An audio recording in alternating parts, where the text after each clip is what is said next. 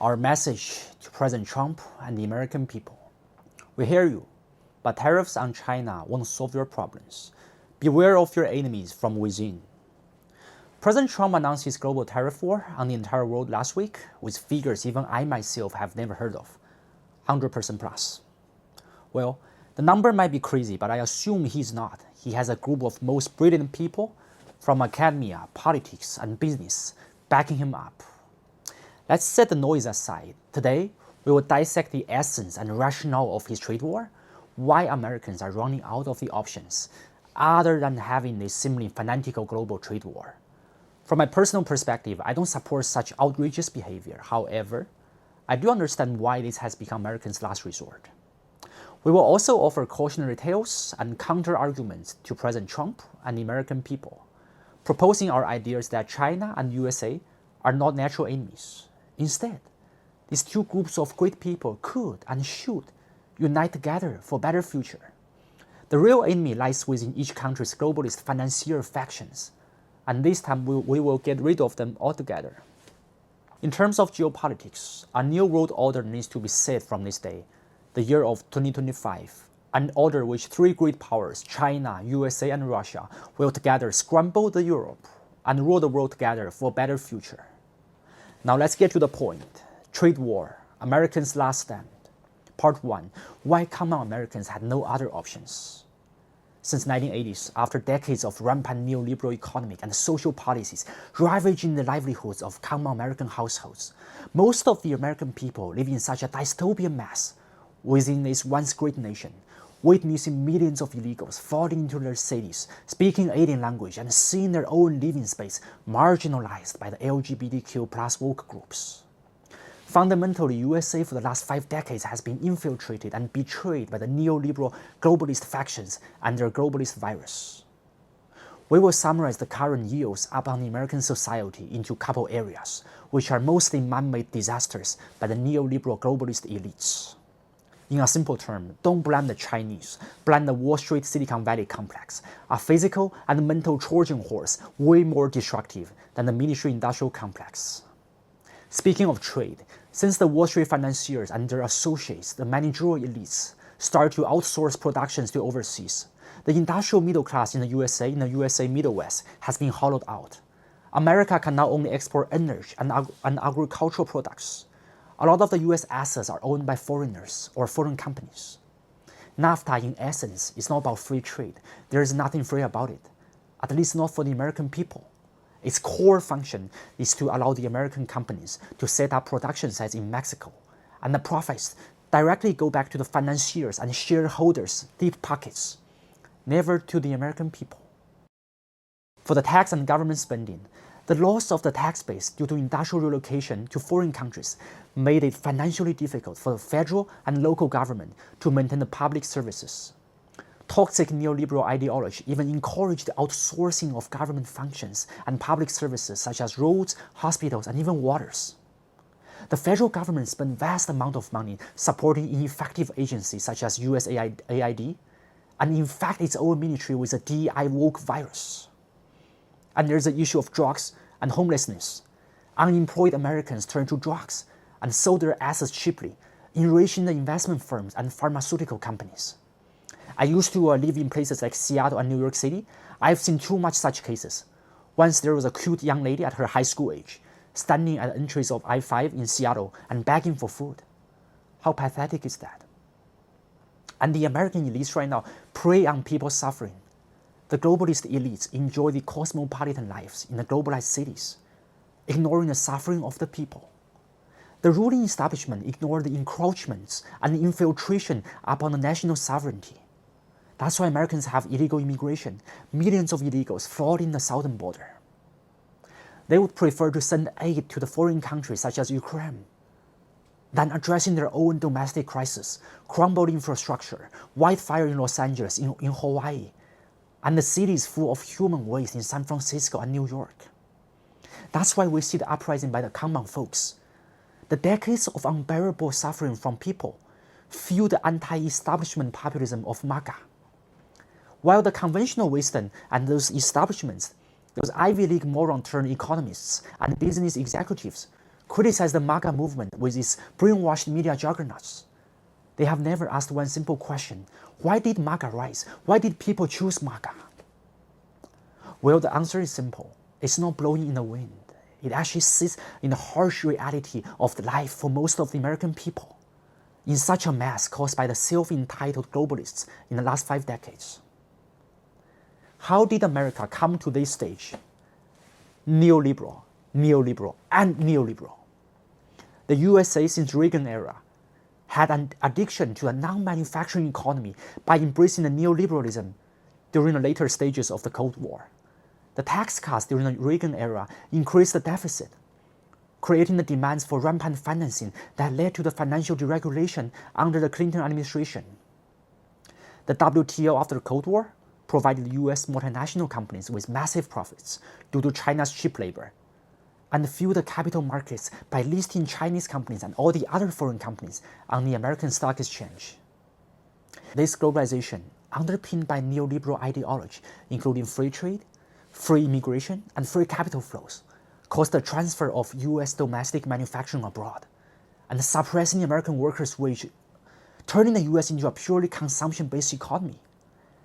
Even though the low-cost labor in other countries generated tremendous profits for U.S. firms, these profits were not reinvested in the training for the American industrial workers. Instead, they went to the deep pockets of managerial elites, the Wallstreet, and the deep state, and their patrons, the so-called globalists. The result is a chronic U.S. trade deficits, leading to people's unemployment and lower wages. While the surplus countries reinvested their dollars in the U.S. capital markets, boosting the stock exchange, the benefits were not granted to the people, only to the corporate executives and shareholders. Without manufacturing and its supporting services, the middle-class jobs in America shifted from engineering to computer science and finance, creating a huge mismatch of talents from some of the world's best universities like MIT and Caltech. The US government ignored the neoliberalism's shortcomings, such as huge inequality. The Bush era allowed the rise of subprime credit, born from poor people's inability to buy homes, which contributed to the 2008 financial crisis. In the wake of the crisis, Obama bowed down to the Wall Street, setting the stage for a decade-long quantitative easing policy, with the unlimited dollar printing to flood the markets with cheap credits, which allowed the investment banking giants to cause the crisis to recover quickly. Instead of leveraging low interest rates to rebuild the US infrastructure, Obama's inaction enabled Silicon Valley companies like Google and Facebook to borrow cheaply and expand freely, further decoupling the economy from the main street. During Trump's first term and the Biden era, the US attempted to promote reindustrialization efforts through foreign tariffs and domestic investment, but it accomplished a little. Biden's fiscal policy failed to spur industrial investment and instead created the unnecessary demand that fueled the massive illegal immigration and inflation. The deficit spending actually propped up companies like NVIDIA, another huge scam conspired by the Wall Street Silicon Valley complex. The company is no different than a graphic or architecture design firm, but its fake valuation shoots all the way to the sky. But tell you what, once China takes over Taiwan, which is a morally justified action to settle the historical realities, NVIDIA would go bankrupt in a day, because nobody would manufacture products for them anymore, showcasing the fact that NVIDIA is just merely a design studio scamming the entire world. It's clear that the USA has been unable to promote reindustrialization through conventional means. The obstacles preventing the prior administrations from achieving reindustrialization, which is Wall Street and Silicon Valley complex, they drain the economy resources from the America. The tariffs have long been criticized by economists as counterproductive. But the costs of free trade, the so-called free trade, which the economists championed, have been ruthlessly ignored. It's irresponsible to simply label Trump voters, which may well consist most of the commonsensical people in the USA, as mentally deranged. As a matter of fact, choosing a populist leader who started a global tariff war become their last stand against the unequal forces of neoliberal economics crushing on their shoulders for the last 5 decades.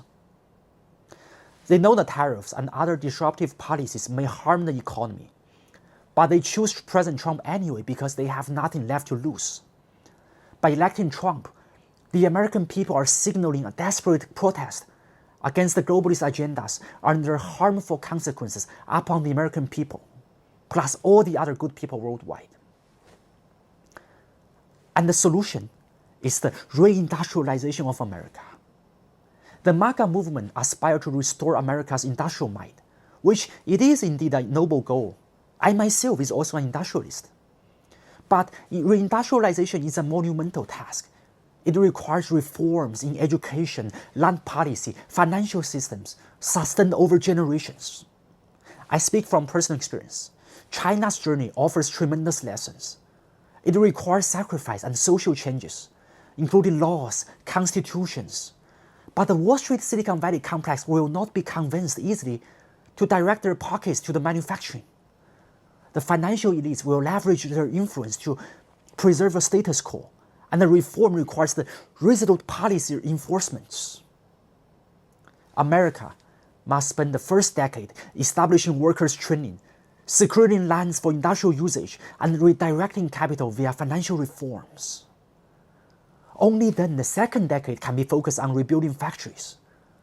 And the reward may only be visible by 2050. That is no such small endeavor. China went through similar path and overcome the challenge through national determination and the political resolutes. The choice now rests within you, the American people. Reform and stay strong in this brave new world, or get outdated by the indomitable trajectory of human history. However, random tariffs on everyone is not the proper way to go. Part 2. Why tariffs on China today won't work, and what's best for the American people. And let's first settle the false narratives. Some of the American people still having this Cold War mentality on China, believing that we are the evil doers aiming to steal the labor of hard-working Americans. In reality, the truth deviates so much from this thinking. Contemporary America's biggest enemies are not China, not Russia, but followers and associates of the neoliberal economy and social principles, ranging from academia, fake news media, to Wall Street Silicon Valley complex. Someone has to take the blame, but not China this time. Stop the economic containment against China. It simply doesn't work. The Biden-era policies have only shifted some of the FDI out of China, mainly in service sectors like private equity funds, law firms, and low-end manufacturing like toys, textiles. These sectors already struggled in China's post-COVID economy and face pressures from hyper-competitive local Chinese firms. No matter how much they brag about it on their website, the so-called American professional service firms and even tax firms have already been outcompeted by their Chinese counterparts.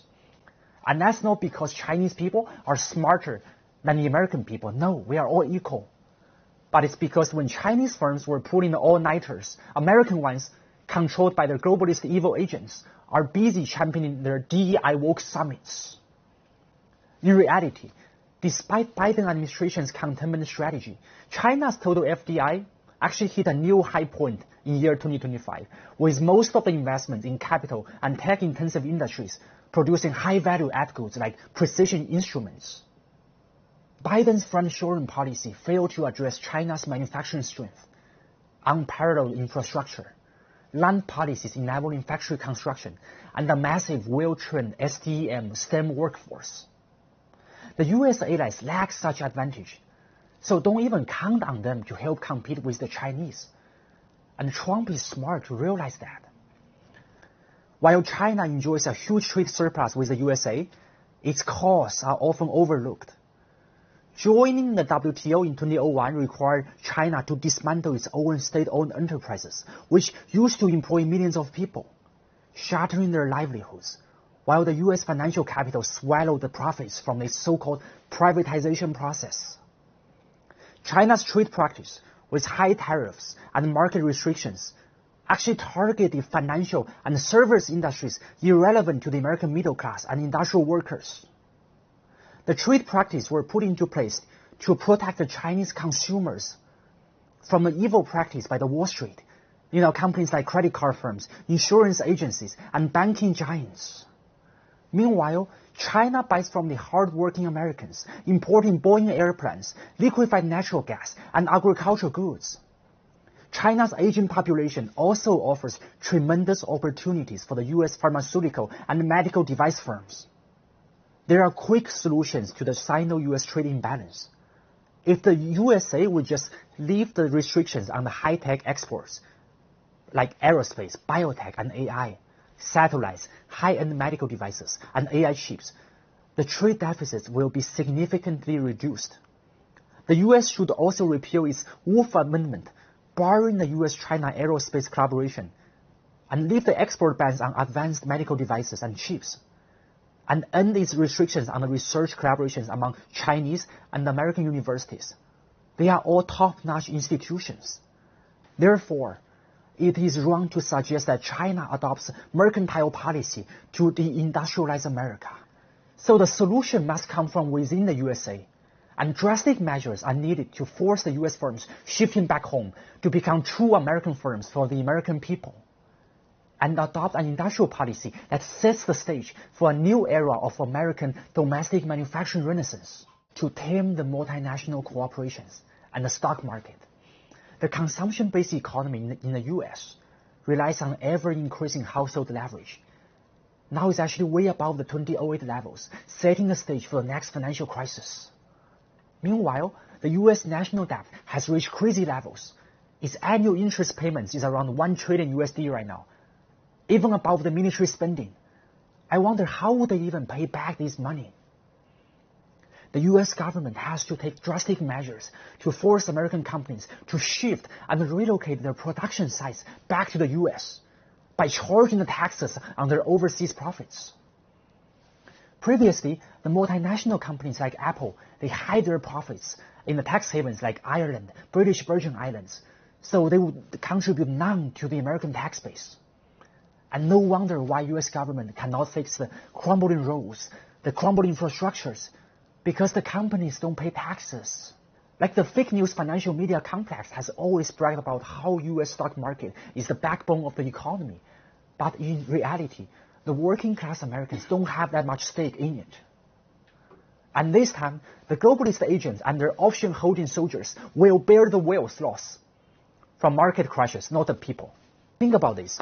If the stock prices around the world could drop that much in a single day or in a single week, only because President Trump announced some of the policies, what does this even mean? It means these stock markets has no real value to start with. They are merely giant casinos with giant bubbles. And you could see the drop in the US stock prices drives money into treasury bonds, lowering the interest rates. That becomes a booster for the real economy. The manufacturing renaissance of the USA could also help China shift away from an economy that is overly dependent on the foreign trade, which suppresses the workers' wage and harms the natural environment. China's shift away from the current model of over-reliance on export and investment will also bolster domestic consumption. And increasing the consumption in China would also improve the well-being of the Chinese people. And think about what could happen if China and the USA can work together. It means the combination of the world's most hardworking people, most innovative people, and together having breakthrough from R&D to the massive production. Issues from climate change to even the nuclear arms control can all be tackled decisively. Let's see the Elon Musk. The Tesla success in China should be a model for the future US-China economic cooperation. The Tesla mega factory in China is constructed with policy supports from the Chinese government, utilizing Chinese infrastructure, efficient labor, and US techniques to not only boost the manufacturing productivity, but also ensures the sales channels and market access for the great American products. In addition, China also suffers from neoliberal agendas. It's a global plague infecting every sovereign nation states. Despite China benefiting from the US trade and having trade surplus, the unequal distribution caused by the neoliberal agendas persists. The export-dependent companies in China destroy the natural environment and exploit the labor, while the RMB undervaluation erodes the wealth of common Chinese households. And the US firms in China have also created a globalist class of people aiming to make China their new home base. On that regard, both countries, China and USA, should unite together against the neoliberalism and using tariffs to dismantle the global trading system, reduce the role of the so-called free trading spots which engage in arbitrage like Singapore, Hong Kong, that free ride on hard-working people worldwide, eating away people's hard-earned value creations. Places like this should be destroyed. They should be falling into the position which they belong to. They are merely tiny cities living at the mercy of great powers, except that this time we should not be merciful anymore to those ungrateful suckers. And we should also crack down on the tax havens like the British Virgin Islands, the Cayman Islands, those paradise for the rich establishments to hide their pockets. A true trade deal, a great deal, like the RCEP, TPP, could benefit both countries. But first, the USA must stop pushing neoliberal capitals like companies from the Wallstreet Silicon Valley complex into China. This could pave the way for a new industrial revolution which involves breakthrough in energy, medicine, and material science, fundamental to the progress of human civilizations for generations to come. And that's the reason why I see a bright new future for China and America. And end the US dollar's hegemony. The dollar hegemony has brought huge profits to the US economy, but the profits has not been distributed fairly to the American people, further widening the gap between rich and poor. The US government could have used these profits to build a Scandinavian-style welfare system, the ones they have in Norway and Sweden. Instead, the previous US governments enabled the globalist corporations to accumulate their own deep pockets without sharing a damn with the American people. Clinton deregulated the finance industry, enriching the banking giants. Bush Jr. allowed the oil, military, and industrial complex to win big at the cost of American lives, American bloods. And Obama, the other neoliberal con artist, trying hard to uphold his seemingly harmless appearance, his image, boosted profits for the law firms and healthcare companies. Not to mention his full-time job right now as the LGBTQ+ community commander-in-chief. The manufacturing outflows dismantled unions, while they take knowledge under the guiding principles of globalist agendas, merely produce the filthy innovations like AI large language models and other efficiency-maximizing tricksters that render the labor value of working people useless. Coupled with their intentionally designed illegal immigration from the South, American workers, whether blue-collar or white-collar ones, got their wages compressed, jobs replaced, either by illegals from the South or by foreigners who now occupy the Silicon Valley and Wall Street, all thanks to Obama's so-called welcoming policies. Of course, not welcoming Americans, but foreign aliens. I was once at an Ivy League cult school campus where Obama was there giving a so-called leadership lecture, and there was an Indian guy who said to me, shamelessly, he was like, "Oh, I love President Obama." I was like, why would you as an Indian love American former president? And his response says it all. He said because when he was president, his policy welcomed the foreigners to work at the USA, those high-paying jobs, finance, banking, consulting, and tech. I mean, what can I say about it? So basically, the entire generations of middle-class Americans got wiped out. And that enabled the private equity and shadow banking firms to prey upon the common people and amass huge wealth that we cannot even possibly imagine. By year 2025, 1% of the Americans own over 30% of the nation's assets and wealth. And that's a typical sign of an empire at its late stage, when the elites control everything and the common people could barely survive. Meanwhile, from an economic standing point, the US dollar hegemony naturally requires a trade deficit, suppressing American exports and bolstering the financial sector to attract the foreign capital. After 2008, Obama's policies allowed financial firms to merge into uncontrollable giants, worsening the issue called too big to fail. Now a single Wall Street bank failure could collapse the entire US economy, potentially ending this 250 years old American empire. These proofs show that the dollar hegemony no longer serves the interests of the American people. It only empowers a self-serving elite that hijacks the government and subverts the will of the people through buying and manipulating elections. You've seen that in New York, in California, and in year 2020. Ending the dollar hegemony would benefit Americans and impose fiscal discipline, something which has been lacking in this country for so long. So, the part 4, here is our advice to the MAGA movement and the plan to scramble the Europe. MAGA should realize that Trump's first term was dragged down by the deep state, preventing him from deploying policies that truly benefit the middle class in USA. MAGA must split itself with globalists whose only reason for supporting Trump is to benefit from tax cuts and government contracts, like the defense and infrastructure contracts.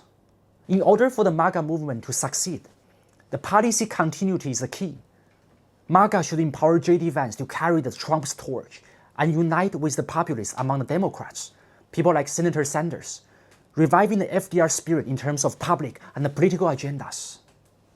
It also must abandon the obsession with the 20th century unions, which now hinders worker skills, hinders the development and the business competitiveness of the American industries. Instead, it should reform the land policy to enable the infrastructure growth. This would leverage high-speed rail and low-altitude economies, flying drones, flying cars, to bolster the American manufacturing. The US should also overhaul its education system, purging the Ivy League DEI focus, promoting the STEM and the STEM at primary and middle schools to train the new engineers for generations to come. And here is our ultimate solution, which is a scramble for Europe. This is our most brilliant part of this video. We offer our ultimate solution, a grand solution that benefits USA, China, and Russia all together, at the cost of globalist evil factions. Together, let's dismantle the EU, a self-entitled globalist stronghold, draining our blood and nurturing themselves without even saying thank you to all of us. And why should we do this? Why this is actually a morally righteous thing to do? Today, the European prosperity relies on 3 things, and none of these 3 actually come from Europeans. First is the free US security protection. Second is an easy Chinese market access. And third is the cheap Russian energy export, enabling Europeans to spend half of the world's welfare expense on only 10% of the global population. However, the EU has not been grateful to any of these 3 great powers. It blocks the US control of Canada and Greenland. It undermines Russo-Ukrainian peace talks led by Putin and Trump administration. It persecutes Russian-speaking people in the Baltics. And it even meddles in China's internal affairs in Taiwan and Hong Kong. Who gave them such rights? Having said that, now comes the division plan, the grand division of Europe, by USA, China, and Russia. The USA will take over Western and Northern Europe, places including Britain, France, Germany, and Sweden via a reformed NATO, a NATO which free riding on Americans are no longer possible. And China controls Central and Southern Europe, places like former Yugoslavia, Greece, Spain, and Italy via its Belt and Road initiatives. And Russia will have the Eastern Europe, its former Soviet sphere of influence, reviving the Warsaw Pact and its historical status as a great Russian empire. On the economic front, EU has traditionally been putting tariffs on American goods and blocking their market entry for so long. American-made cars, the big American muscles, and McDonald's, the big American Macs, are blocked from entering some of the EU markets. Dismantling the EU would open a 600 million people's market for the USA, slashing the US trade deficit and solving the pressing issue once and for all. And China would also dominate the uncompetitive European industries such as EVs, infrastructures, and energies, redirecting its business activities upon the European soil. And the collapse of the Eurozone will boost the RMB's role on the global stage, helping the internationalization of the RMB. And Russia will get a vast buffer zone, resolving its security stress, reindustrialize itself with oil-rich allies, using the Eastern Europe as a bridge for further trade and commerce. And more importantly, this ultimate solution is not an imperialistic scramble crushing on the European shoulders. It actually helps patriotic Europeans in their own nation states who have been misled by the EU. We have already seen the commonsensical people in Europe awakening, led by France's Marine Le Pen, Germany's AfD, and Italy's Meloni. The EU has been undermining sovereignty of the nation states with its Schengen zone policies, which allow illegal immigrants to travel freely across borders. Illegals from shithole places like Syria and Africa. Alongside NATO, the EU also provokes conflict in places like Ukraine in order to push the regime change in Russia, which is totally illegal. And the Sino-EU investment treaty, which could have given Europeans vast access to the China's EV supply chain, is also undermined by the EU's association with the so-called human rights activists and their false narrative on the genocide in China's Xinjiang province, which is a complete BS. In reality, the EU always had double standard. It condemns the corruption and democratic backsliding in Serbia and Hungary, while allowing such actions to happen in Romania and France. And that's only because Serbia and Hungary are governed by the commonsensical leaders like Viktor Orban, who is reverting to the traditional conservative European values. The EU also subverts Brexit by injecting 5 globalist prime ministers upon the British people, which totally compromised the mandate of the Brexit. Dismantling the EU is actually not only beneficial to the great people of USA, China, and Russia, but also helpful for the sovereign European nations to reclaim their own destiny. They can pursue their own interests and having their own reforms, both of which are necessary to revive this aging place, the aging Europe, both economically and culturally. They have to know this. The Chinese people have always wanted a strong and united Europe in a multipolar world, and we do support the strategic autonomy of the Europeans. But the EU has been totally infiltrated by the globalists, that today it is beyond redemption. The trade war launched by President Trump should also be a great strategic opportunity for the patriotic people in Europe to tear down this globalist tyranny forced upon them. They will realize the genuine popular sovereignty in this great place and help pushing the humanity toward the next stage of enlightenment and the Industrial Revolution.